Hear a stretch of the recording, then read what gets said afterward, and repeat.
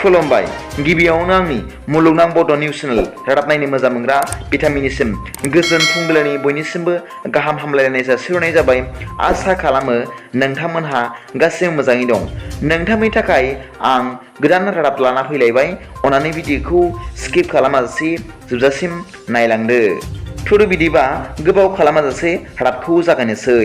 दिनैनि फुंबिलिनि मोननैसो गाहाय रादाबफोरा जाबाय।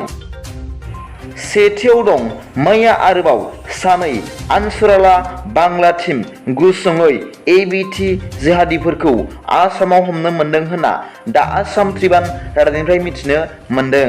हमजानाय सुबुंफोरनि मुङा मुसादिक हुसैन आरो इक्रामुल होनना मिथिनो मोनदों। मुसादिक हुसैनखौ मरिगाव जिल्लायाव हमनो मोनदों आरो इक्रामुल इस्लामखौ नगाव जिल्लायाव हमनो हादों होनना पुलिस सुलुंनिफ्राय मिथिनो मोनदों। नैथियाव दं मैया समबारखालि बेंगालुरुनि सासे डक्टरा गावखौ बावसोमनानै हाबा मावनाया सानसेनि गेजेरावनो दुलाराय बुहुमावनो भाइराल जादों।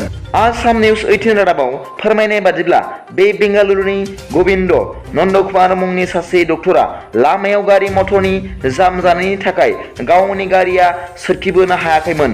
बिनिखायनो बियो 3 किल'मिटार लामाखौ 45 मिनिटाव खारनानै समाय मथे हस्पिटालाव सहैदोंमोन आरो सासे सुबुंखौ अपारेशन खालामहैनो हादोंमोन। खौरांगिरिफोरनि सोंथियाव बिथां डक्टरा फोरमायनाय बादिब्ला बिथाङा सानफ्रोमबो रेगुलारलि जिम खालामनायखौ गारबोनायाव बारा खस्थ' मोनाखै होनना खौरांगिरिफोरनि सिगाङाव फोरमायदों।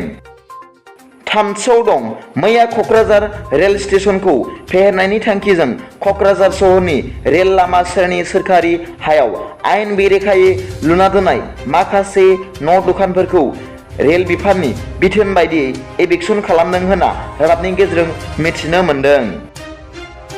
ब्रैथियाव दं रायजोआव सोलिनाय कारापसन आरो माखासे फुजा मेला कालसारनि सान्दा एबा रां खांनायखौ बन्द खालामनो फोसावदों आसामनि गिबि मन्त्रि डकटर हिमन्त बिश्व शर्मा। बिथाङा गोख्रोङै खौरांगिरिफोरनि सिगाङाव फोरमायदों। बाथियाव दं मैया रिभिउ मिटिंआव आसामनि गिबि मन्त्रि मानगोनां डक्टर हिमन्त बिश्व शर्मा।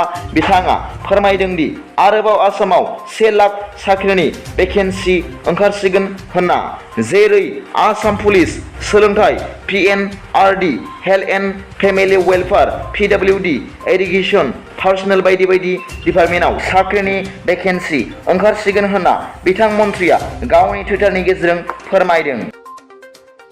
फुंबिलिनि मोननैसो रादाबफोरा दा बेखिनियानोमोन। सोरबाफोर आंनि चेनेलखौ दिनैसो गोदानै नायसनदोंब्ला अन्नानै साबस्क्राइब खालाम आरो बेल आइकनावबो थुनानै हो, जाहाथे आं गोदान निउज आपडेट लानानै फैयोब्ला नोंथांनियाव सिगांग्रो नटिफिकेसन सौहैयो। गाबोननि फुंबिलिनि रादाबाव नोंथांमोनखौ गोसो गोथारै आंनि चेनेलाव बरायहरनाय जाबाय। गोजोन्थों। एसेनोसै।